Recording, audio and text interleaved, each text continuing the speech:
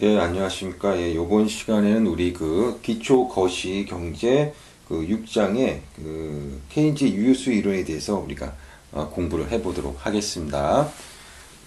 일단 그 책으로는 이제 페이지 124페이지에 나와 있는 내용인데요. 먼저 배경 설명부터 한번 하도록 하겠습니다. 그러니까 케인즈가 그 유효수요 이론을 갖다가 발표하기 전에 어떤 상황을 갖다가 이제 설명을 한 건데, 거기 보시면 이제 세이의 법칙이라는 게 나옵니다. 이 세이의 법칙이라고 하는 것은 이제 공급은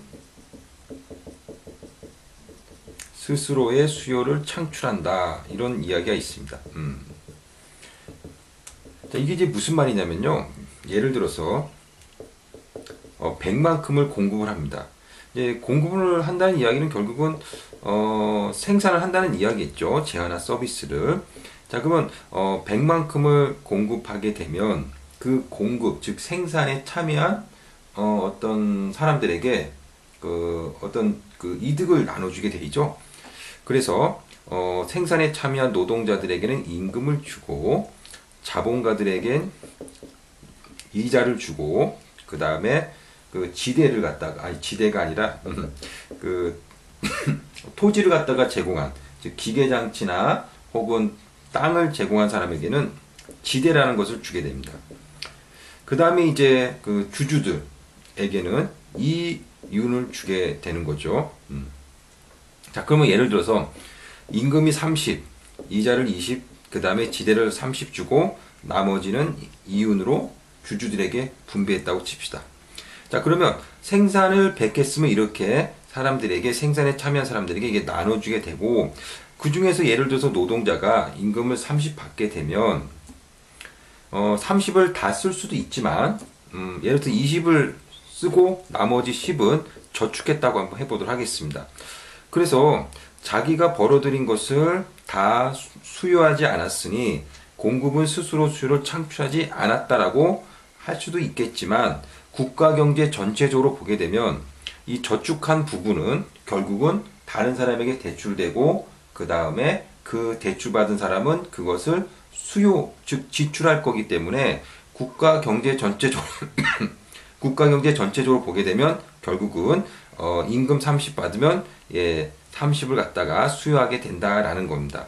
이런 게 바로 이제 공급은 스스로의 수요를 창출한다. 100을 생산했으면 결국은 100만큼의 수요가 창출된다라고 보는 거죠. 자, 근데 그렇다면 세이의 법칙이 맞다면 공급과 그 다음에 수요가 같은 균형 상태가 지속이 돼야 된다라는 겁니다. 그런데 이런 균형이 지속되지 않고 1930년대 미국 대공황이 발생했던 1930년대 미국 같은 경우는 계속해서 초과 공급이 발생했다는 겁니다. 초과 공급 혹은 수요 부족이라고 볼 수가 있겠죠. 그래서 초과 공급 혹은 수요 부족이라고 하는 것은요, 살 사람은 얼마 안 되는데 물건을 만들어서 팔 사람은 많다는 거죠. 그러면 결국은 물건이 안 팔리고 재고가 쌓이고, 그러면 경기가 불황인 겁니다. 거기에다가 경기가 불황이니 실업자는 늘어나고, 분명히 세이의 법칙에 따르면 공급은 스스로의 수요를 창출해가지고 결국은 균형이 된다라고 했는데, 그렇지 않고 계속해서 수요 부족 혹은 초과 공급 상태가 지속다라는 겁니다. 이런 상태를 보고 케인즈는 공급이 스스로의 수요를 창출하지 못해가지고 계속해서 초과 공급 상태가 되는 이유가 도대체 뭐냐? 그 이유는 이렇게 파악한 겁니다. 즉 임금과 그 다음에 물가 같은 경우는 경직성을 띈다라고 본 거죠. 예. 그래서 이제 고전학파 같은 경우, 세이의 법칙을 신봉했던 고전학파 같은 경우는 균형 가격이 있고, 균형 가격보다 높은 가격에서는 이만큼의 초과 공급이 발생을 하겠지만, 그래서 경기가 불황이겠지만, 임금이나 물가가 신축적이기 때문에 물가는 내려오게 되고 결국은 균형에 도달한다라고 주장을 했습니다. 하지만 케인즈는 그렇게 생각하지 않고 수요와 공급이 있다면 균형이 있고 물가가 올라서 초과 공급 상태가 지속되면 고전학파 주장처럼 물가가 혹은 임금이 내려와 가지고 균형으로 도달하지 않는다라는 겁니다. 않는다. 왜?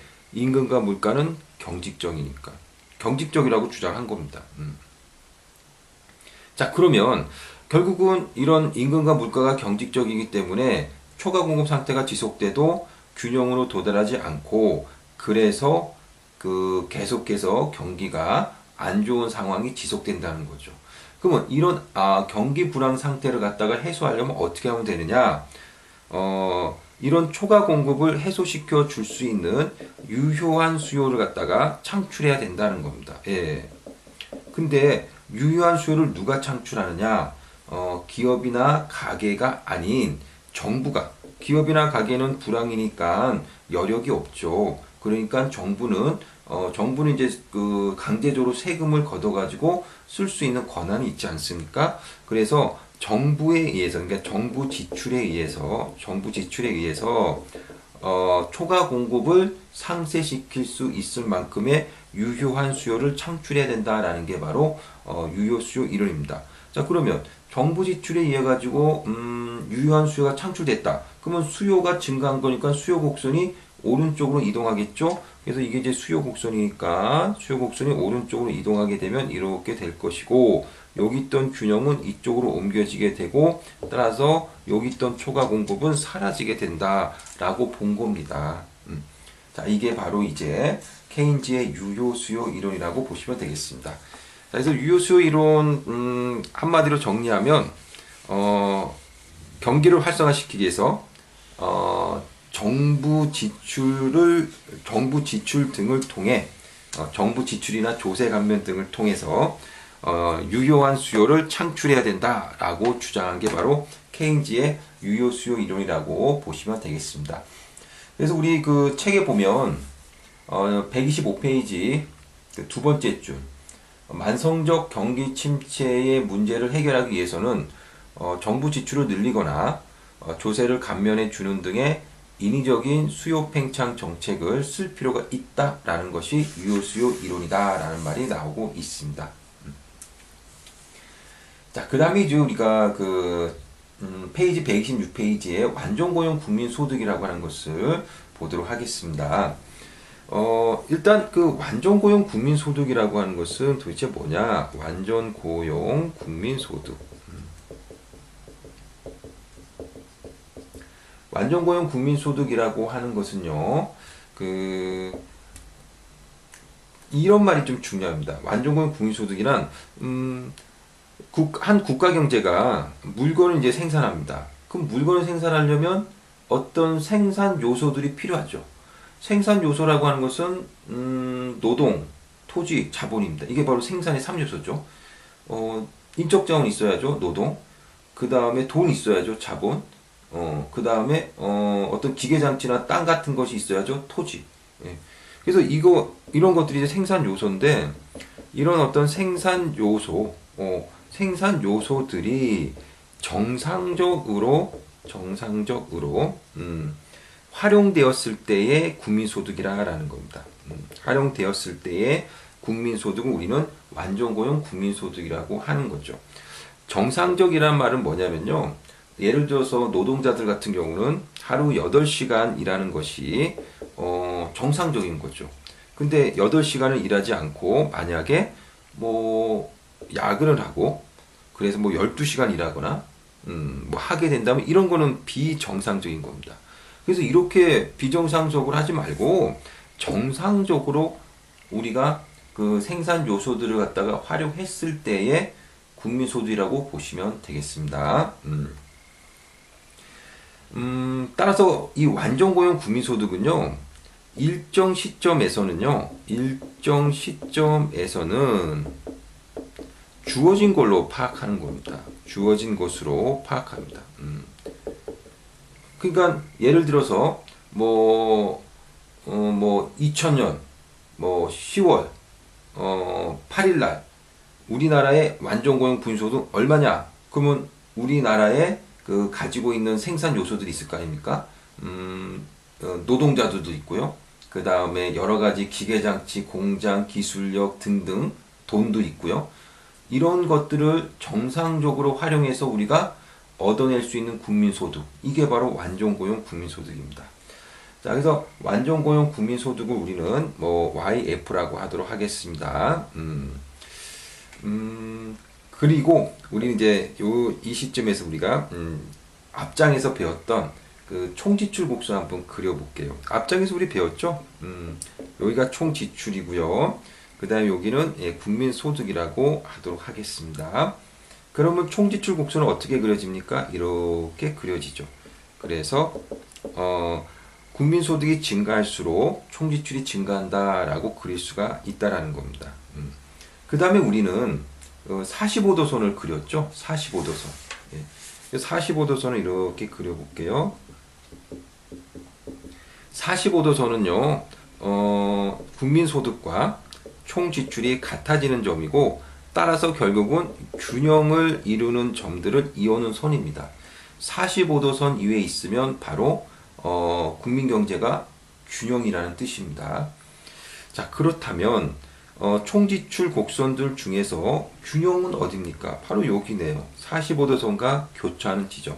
그래서 이때의 국민소득을 우리는 균형 국민소득이라고 합니다. 균형 국민소득. 그래서 Y2라고 합니다. Y2. 그래서 Y2라고 쓰면 우리는 균형 국민소득이다라고 보시면 되겠죠. 근데 만약에 균형 국민소득은 여기 있는데 완전고용 국민소득이 요 시점이 있다라고 한번 해볼게요. 완전고용 국민소득은 일정 시점에서는 주어지는 거라며요. 그래서 완전고용 국민소득은 이 시점에서 이게 주어졌다라고 한번 해보도록 하겠습니다. 그러면 여러분들 이 상황이 어떤 상황입니까? 이거 갖다 이렇게 좀 와보면 완전고용 국민소득과 균형 국민소득이 있을 때 균형 국민소득이 더 큰 거죠. 예. 여러분들 예를 들어 가지고요. 우리 회사가 있는데 8시간 정도 일하는 것이 정상입니다. 그래서 8시간 정도 일해 가지고요. 한 뭐 100개 정도를 생산해 내요. 이게 바로 완전고용 국민소득입니다. 예. 혹은 잠재국민소득이라고 합니다. 완전고용 국민소득 혹은 잠재국민소득이라고도 합니다. 잠재국민소득에서 100인데 예를 들어서 사장님이 오늘 8시간을 일하고 퇴근하려고 하는데 주문이 많이 들어왔다고 해가지고 오늘 뭐 야근을 한다든지 혹은 몇 시간 더 일을 하고 가라든지 합니다. 그래서 별 수 없이 일을 더 했어요. 8시간이 아닌 뭐 12시간을 일했습니다. 비정상석이죠. 그래서 120개를 생산해냈습니다. 그러니까 지금 균형이 더 큰 거죠. 예. 그래서 사장님은 주문이 120개 들어왔고 우리는 그것을 120개 만들었잖아요. 지출과 공급이 일치했죠. 그러니까 그게 균형인 겁니다.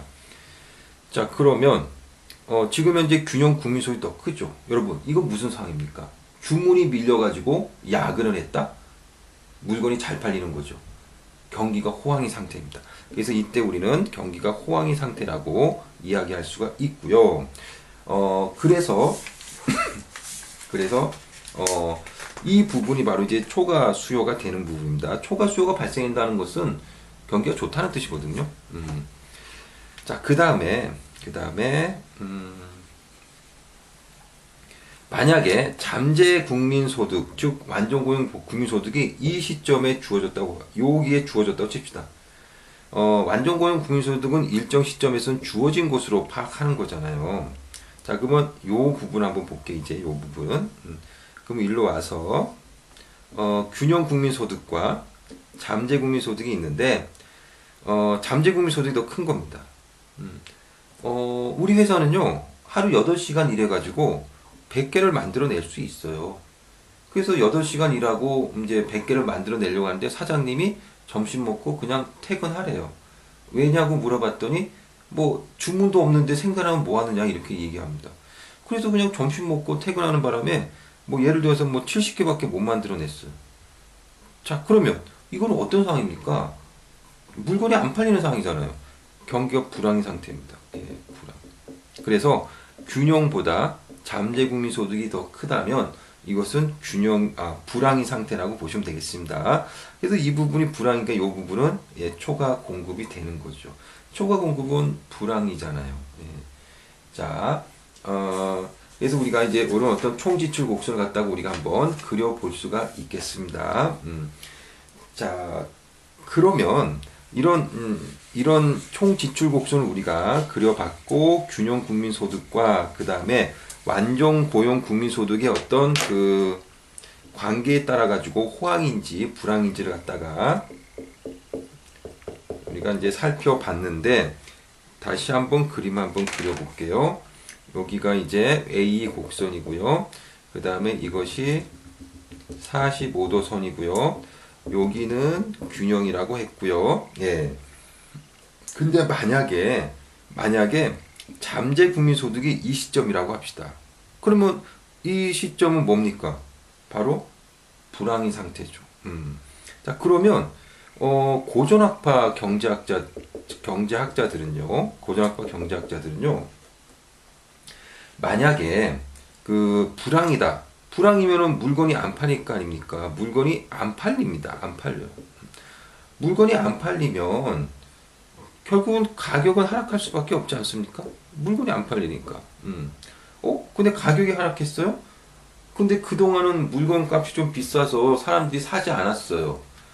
그 소비가 별로 없었는데 갑자기는 아니지만 어쨌든 불황이 되다 보니까 물건이 안 팔리고 가격이 떨어지다 보니까 가격이 많이 떨어졌어요. 따라서 싸졌으니까 소비를 갖다가 늘릴 수가 있다는 겁니다.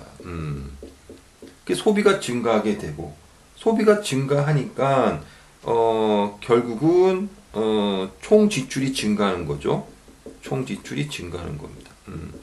그래서 여기 보시면 잠재고용 국민소득이 이렇게 되어 있는데 원래대로 하면 여기가 균형이어야 되겠죠. 45도선은 항상 균형이니까. 근데 지금 여기에 있는 거잖아요. 그래서 불황이라는 겁니다. 물건이 안 팔리고 그런데 물건이 안 팔리는데 결국은 우리가 장기적으로 본다면 가격이 떨어지고 소비가 증가해서 총지출이 증가하니 총지출 곡선이 이렇게 위로 올라갈 것이다 라는 거고 위로 올라가게 되면 결국은 여기가 균형이니까요. 균형으로 도달하게 돼서 균형 국민소득이 이쪽으로 와서 결국은 잠재 국민소득과 균형 국민소득이 같아지는 상태가 될 것이다 라고 고전학파가 주장한 겁니다.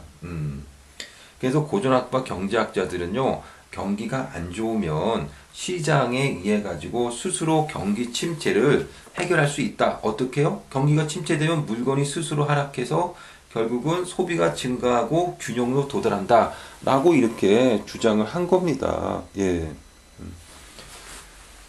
자, 그런데, 이때 케인즈는요, 이러한 어떤 주장에 좀 반박을 하죠. 뭐라고 반박을 하냐면, 그래, 맞아. 니네들의 말도 일리는 있어. 장기적으로 보게 된다면, 어쨌든, 결국은 균형으로 갈 거야. 라고 케인즈도 인정을 하지만 뭐라고 했냐면, 하지만 장기에는 우리 모두 죽는다라는 겁니다. 그래, 결국은, 시간이 흘러가지고 장기적으로 본다면 언젠간 균형에 도달하겠지. 하지만 지금 당장 경기가 안 좋아가지고 경제적으로도 어렵고 돈도 잘 못 벌고 아주 어려운 상태가 지속되는데 어떻게 기다리고 있느냐. 그러니까 빨리 우리가 이 경제 불황을 해결해야 된다라고 이렇게 주장을 한 겁니다. 그래서 아까 전에 그렸던 그래프 여러분들 보시면 그래프 보시면 어떤 그 그래프가 나왔었습니까? 그 케인즈가 주장했던 그 유효 수요 이론. 그래서 이제 장기적으로 보게 된다면 결국은 균형에 도달하겠지만 빠르게 왜 우리가 경기를 갖다 회복해야 된다라는 겁니다. 그래서 제가 아까 그렸던 그래프가 이런 그래프였죠. 수요와 공급이 있고 하지만 가격은 여기라 보니까 초과 공급이 발생했고 그래서 정부가 지출을 늘려서 유효한 수요를 창출해야 된다. 그래서 이런 식으로 정부 지출을 늘려서 유효한 수요를 창출하게 된다면 균형은 이쪽으로 오게 되고 따라서 초과 공급은 해결될 수 있다라고 이렇게 주장한 겁니다. 이게 바로 이제 유효 수요 이론이라고 보시면 되겠습니다. 그래서 이제 129페이지, 아니 128페이지 보시면 밑에서 두 번째 줄 장기적으로 우리 모두는 주권한다라는 그런 말을 했고요. 그 다음에 이제 129페이지 보시면 세 번째 줄, 불황이 스스로 치유되기를 기다리기에는 이로 인한 현실의 고통이 너무 크다. 그 다음에 물가의 신축성도 크지 않다라고 이야기했고, 그래서 경기 침체에서 탈출할 수 있는 방법은 정부의 의도적인 수요 팽창 정책밖에 없다. 그래서 정부 지출에 의해 가지고 초과 공급을 해결할 수 있을 만큼의 유효한 수요를 창출해야 된다라고 하는 것이 바로 케인즈의 유효 수요 이론이라고 볼 수가 있겠습니다. 자, 그 다음에 이제 131페이지 수요 부족 현상이 나타나는 이유인데요. 요거는 좀 다른 강의에서 또 우리가 하도록 하겠습니다. 예, 두 번째 강의에서 또 설명을 드리도록 할게요.